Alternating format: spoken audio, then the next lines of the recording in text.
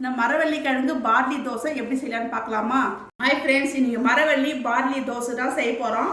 அதுக்கு பொருள் வந்து ஒரு கிளாஸ் வந்து இட்லி புழுங்கல் அரிசி எடுத்துருக்குறேன், ஒரு கிளாஸ் மரவள்ளி கிழங்கு துருவி எடுத்துருக்கேன், அரை கிளாஸ் பார்லி எடுத்துருக்குறேன், 1/4 கிளாஸு கடலப்பருப்பு. இது ஆல்ரெடி நான் ஊற வச்சு எடுத்துருக்கேன், 3 மணி நேரம் ஊற வச்சு எடுத்துருக்கேன். இதுக்கு வந்து காஞ்சி மிளகாய் 3, 1 டீஸ்பூன் சீரகம், 1 டீஸ்பூன் சோம்பு போட்டிருக்கேன், இஞ்சி 2 பீஸ் போட்டிருக்கேன். இது போய் நான் தோசை மாவு பண்ணுறதுக்கு அரைச்சின்னு வந்துடுறேன். மாவு அரைச்சின்னு வந்துடுச்சு ஃப்ரெண்ட்ஸ். இப்போ நம்ம தோசை ஊற்றலாம்.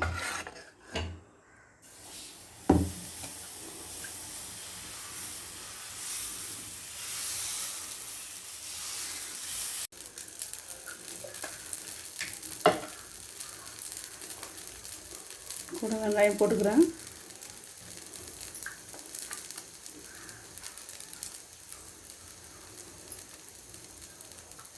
கொஞ்சம் கொத்தமல்லி.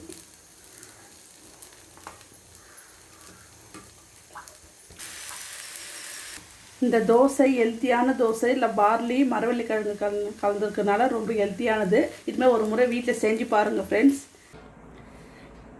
இந்த தோசை பிடிச்சிருந்தா அபியம்மா சமையலுக்கு லைக் பண்ணுங்கள், ஷேர் பண்ணுங்கள், கமெண்ட் பண்ணுங்கள். நாளைக்கு ஒரு வீடியோ சந்திக்கலாம். பாய்.